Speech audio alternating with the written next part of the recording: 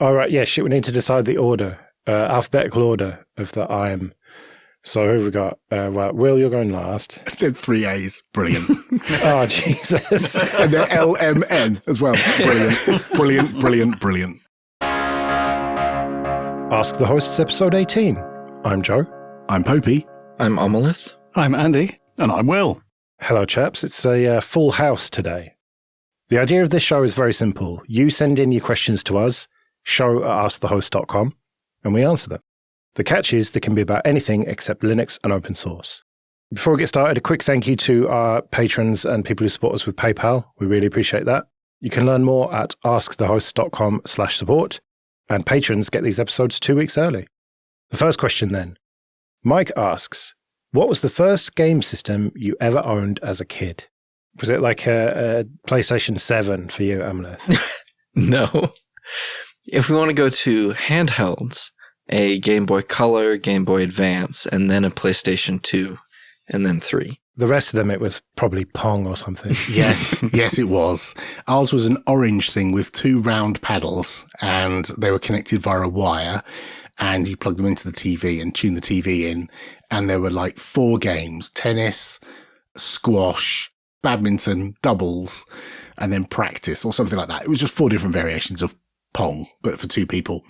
And yeah, it was bright orange. I think it was Magnavox, or it was like branded some weird company. But yeah, we used to play that all the time until we got bored of Pong. And then I got a ZX81. The first thing I played games on was a ZX Spectrum. I remember Through the Wall, which was like a breakout thing, but the ball could only go diagonally or vertically, right? It didn't have all of these different angles. The thing that really sticks in my mind is the thing I saved up for myself to buy was a Sega Master System, because I played Sonic on a Mega Drive. I couldn't afford a Mega Drive, so I saved up and got myself a Master System so I could play the inferior version of Sonic that ran on that. Which is essentially the Game Gear version, I think. Right, right. My first game system, anyway, was a NES, but I couldn't afford very many games for it, so I think I had Teenage Mutant Ninja Turtles that came with it and 1 or 2 other games, and that was pretty much it. But that kept me amused. After that, I had computers, home computers for many years. And then I got a Game Boy, original Game Boy. And then since then, I've had PlayStation 1, PlayStation 2, PlayStation 3, PlayStation 4. Haven't got a PlayStation 5. On the Nintendo side, I had a NES and a Game Boy, and then a GameCube, and then a Wii, and now a Switch. And I've never had any Sega systems at all, but a friend of mine did. I used to go to his house and play Mega Drive Sonic, which was amazing. My first proper computer was an Amstrad CPC 6128. Ooh, posh boy. Yeah, colour screen and floppy drive. Ooh. It wasn't really mine, it was my brother's, but I played with that, and I played some games like Jet Set Willy and stuff like that on it, Boulder Dash. But then we had an Amiga 500 Plus, which was a bit annoying because a lot of the games didn't support the Plus. So you had to, what is it called Workbench that you had to downgrade or something? Yeah. Yeah. So I had that. And then we had a Mega Drive. And that was the one that really felt like mine. It was bought for me and my brother because we're quite similar age-wise. And that was the first one that really felt like mine. And yeah, we had a bunch of games for that. I got like an EA Sports double header, which was EA Hockey and John Madden football, American football, that is, hand egg. And I remember playing that. And Side Pocket as well, which was a pool game, which I've got on emulators and stuff now. That's probably the best Mega Drive game I've ever played. I played a lot of John Madden on the Amiga. I got to the point where I had one play that I could do that would just always score a touchdown. So I spent many, many hours playing that game, just doing that play over and over, scoring a touchdown every time. It brought me so much joy.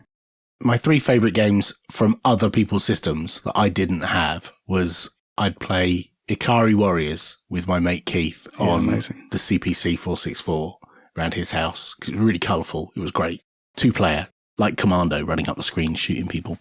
And I don't know if it was the Mega Drive or the Master System, Micro Machines. Oh, yes. That was just a great in-person 2-player racing round like a bedroom or a bathroom or on the kitchen table. It was just awesome. And then one of my mates had an Amiga and he had Stunt Car Racer. And that was amazing. I loved that game so much. doing the miracle of wiring together 2 Amigas so you could play Stunt Car Racer wow. 2-player. So good. I didn't realise it was a 2-player version. Oh, wow. What was the Mega Drive game that was ice hockey and you got to have fights with each other? Punch-ups. Yeah, that was EA Hockey. Oh, that was a good game. What was the kind of American footballish type game where you killed people, like a sci-fi one? Speedball 2. Speedball 2. Yep. And I have to say, the title music to Ikari Warriors was a banger. Mm. There was a game I played on the CPC called Fly Spy, and someone did a video about it, like a teardown of how the loader worked. And about a year ago, I watched this on YouTube, someone like breaking down the copy protection on Fly Spy, and it was super deep. And I never even knew there was copy protection because I had it on an old Boots or WH Smith cassette, so I didn't even know. Someone had already cracked it when I got it. Presumably for you, Amolith, this is like normal people listening to people talk about Linux distros. Just loads of words that just don't mean anything. A little bit, yes. Joel asks, do you guys use a wristwatch? What model, and do you care about such things? This is such weird timing, as I recently bought a watch for the first time in a long, long time. I presume some of you are just Apple Watch guys. I'd quite like to be an Apple Watch guy, but I haven't got one. I haven't worn a watch for a long, long time, but I quite fancy an Apple Watch because I like the idea of being able to pay with it. I think that's quite futuristic. But the Apple Watch has got all this healthcare monitoring stuff built in, and I am super freaked out by anything to do with health monitoring. So I won't touch one because I know one day it will just go, beep, beep, you are dead. And it will freak me out to the point where I actually die. So I haven't got one. It's stopping me from getting one. If I could buy one without all of that in, I would do.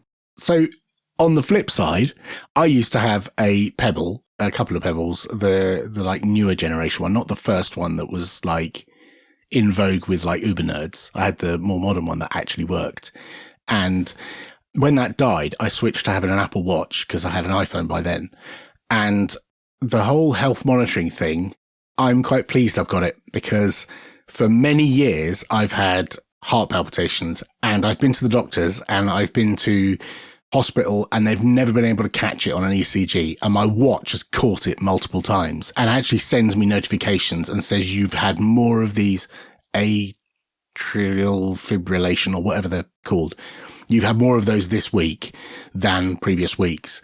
And it shows me a little graph of when they happen and I can see my heart rate over time and stuff like that. And I love that. I absolutely love. I'm a bit of a data nerd and I quite like having that data. Even if one day, yes, it will go beep, beep, you're dead. But like, at least I'll know why. Even this conversation is freaking me out quite a lot. I think I'm on the verge of a heart attack. Well, I just ate a 15-inch pizza, so am I. I'm quite heartened to hear that it's not just me that finds this stuff kind of icky. Why is it icky? What's icky about it? Is it just the whole blood and veins and all that kind of If stuff? you talk about the heart, then I start getting faint, basically. Oh, okay. Right. Okay. Well, yeah, I'm super squeamish. And at Odd Camp last week, we were sat in the bar having a few beers and someone was talking about surgery they'd recently had. And I was where they had their head cut open so that they could have like part of their forehead burred away. And they were like, oh, let me show you the pictures. And I was like, if you want me to throw up in your lap, for sure. Yes. But I'm also freaked out by the privacy and security implications of these watches. But also, I just don't want to be hassled.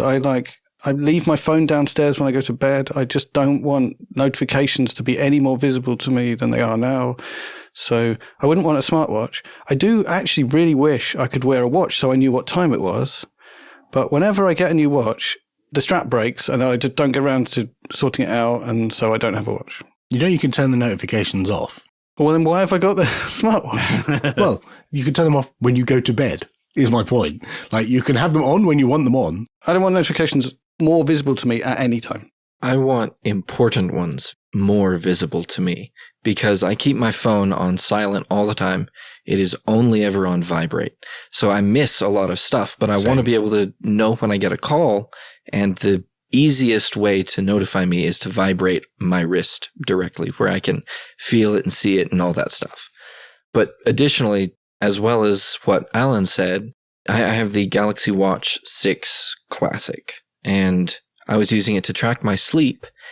And in its reports, it was telling me that my blood oxygen content was getting as low as 81 or something, which is not great. Holy cow. I didn't realize that wasn't great. I was telling my girlfriend about it, her nurse mother was listening and she said, "That's dangerously low. You should get a sleep study done."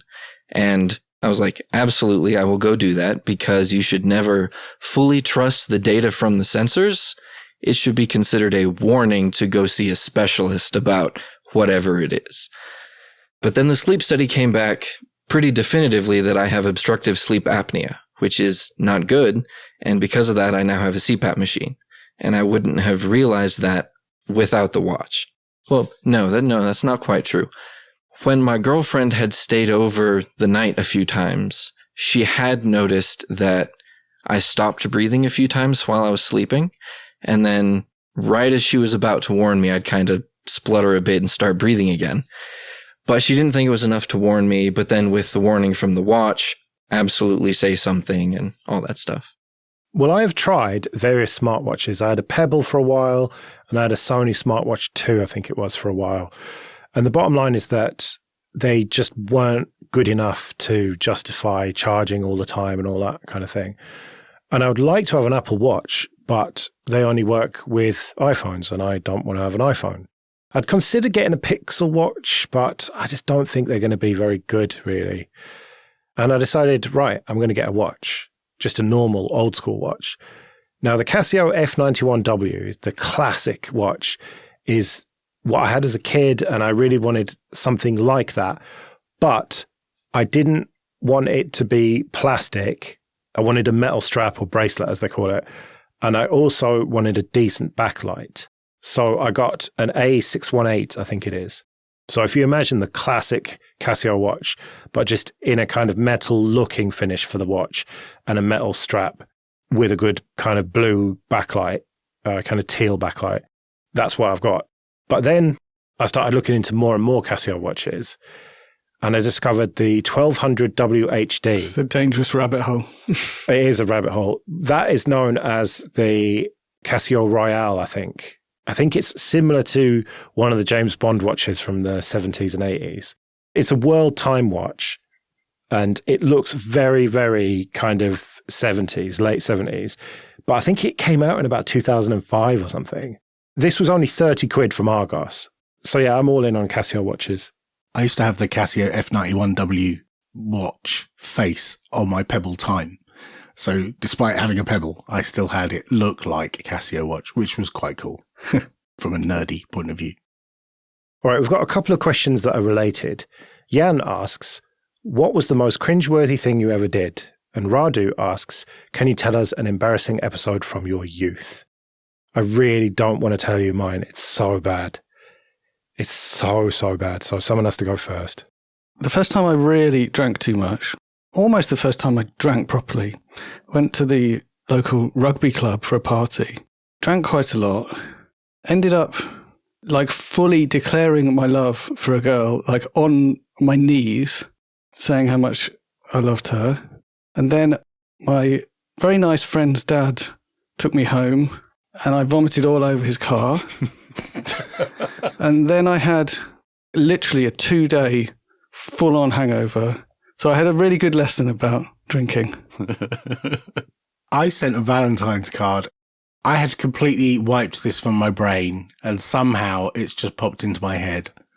Somewhere I worked, I had access to some data that allowed me to see the address of someone who I quite fancied. Oh dear. And so I had no other way to deliver a Valentine's card other than to her house. Did you hand deliver it? Yes. Oh, no. I hand delivered it and ran away very, very quickly. I didn't hand it to her. Like, I put it through the letterbox and ran away. And it's cringe squared because I got the address wrong and I actually delivered it to the wrong house. But the worst part is, you know how people have songs and, you know, like a couple might have a song and you might remember the lyrics and you might write some of the lyrics because they're meaningful to you in a card. Now, she didn't know me and I didn't really know her, but I still wrote some lyrics in my card, and I can't remember exactly which verse it was, but I can tell you the song. It was from 1988 and it's a hip hop song. by Sugar Bear called Don't Scandalise Mine. Now, I cannot remember which lyrics I used, but this would not have been appropriate. And I wrote it in the card and then delivered it to the wrong house. Did it end up at the right house eventually? No, but I actually told the person, like, to their face that I had done this. And I was like, at some point I asked them, did you get the card? And they were like, no. And I was like, oh, I put it through your door at number like 12. And she's like, that's not where I live. And I was like, oh, bugger. And like, I got no idea who got it, but it wasn't her, but I had to tell her. And then I started explaining what I'd written in the card. And I think she thought I was a massive, massive loser for doing it. And she was right. Who knew that yours would be a GDPR violation? Yes. That story is a roller coaster because you came so close to her not finding out what you'd done. Yeah. And then I, like a complete bell end, I told her to her face. It's amazing I ever got married and had kids. It really is. It's astonishing. Mine is actually quite similar to Andy's, except without the alcohol. I had a bit of a crush on my best friend's sister and decided to tell her that I loved her in front of everyone while I was completely sober. Didn't go very well, surprisingly enough. I wish there was more to the story, but it's just really was just an awkward few minutes. This feels like a group counselling session rather than an entertaining podcast. It really does. I've got a story similar to Joe's, but with the alcohol, or similar to Andy's. I think it was the second time I'd ever had alcohol. The first time was an okay experience. I got a little bit tipsy. That was fine. The second time, very drunk. Let's see, my memory stops when I was dancing to the wobble in my underwear. It's better than someone else's underwear, that's for sure. The rest of this was told to me the next morning in my friend's spare bedroom, where I woke up in my friend's spare bedroom. Very nice guy. We were playing some kind of card game at the kitchen table, and I was saying very inappropriate things to this girl I had had a crush on for years. Like, we sort of grew up together, were homeschooled, had a lot of co-op classes together, and wonderful girl. I would never say this to her without the alcohol. Never in a million years. But I was saying those things with her boyfriend sitting right next to her. Very, very graciously. The most he did was just throw a Rolo at my head. That's a bit of candy. Yeah, we have Rolos. They're delicious. Okay, yeah. That seems like not a punishment. I'd try and catch them in my mouth if he threw them at me. They were all gracious. They understood it was the first time I had had that much. And that was the last time I'd had that much. I don't think I've ever even gotten tipsy again, and I don't intend to. Would you believe it? Mine also involves alcohol. I'd gone to a party. I guess I was probably 16 or 17. I'd gone to a party and had drunk wine and beer and cider and spirits and, mixed it all together. And then as the night progressed, got worse and worse. And at some point I needed to throw up. And so I made a mad dash for the front door, burst through the front door, went to the side over a wall and just like projectile vomited over this wall. So far, so normal, but this house was an ex-vicarage, and so over the other side of the wall was a graveyard. And so I'd projectile vomited over quite a few graves, and I felt pretty bad about it. I went back the next day with a bucket of water just to sluice it down, but yeah, that was pretty bad. Did people see you, though? I imagine so. I don't remember. I've had a few workplace drunken things. I remember going to a party. Who was that comedian who carried a fridge across Ireland? Tony Hawk's. Yeah, he came along to be compere of our company Christmas Do, which was at a hotel right next to Heathrow. And I was an engineer, a roving IT engineer at the time. I had a few beers, and one of the women I worked with introduced me to some guy, and he said, "What do you do?" And I said, "Oh, I'm a tech. I go out. I'm an engineer, on-site engineer." And he was like, "Oh, cool. It's good that we have guys like you out there, solving problems and stuff." And I said, "Well, what do you do?" And he goes, "I work in sales." And I went, "Oh." And he went, "What?"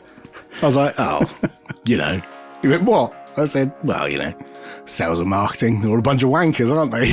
And he went, "Are you calling me a wanker?" And I went, "Well, if you want to pigeonhole yourself, then fair enough." And I got dragged away from that conversation pretty quickly.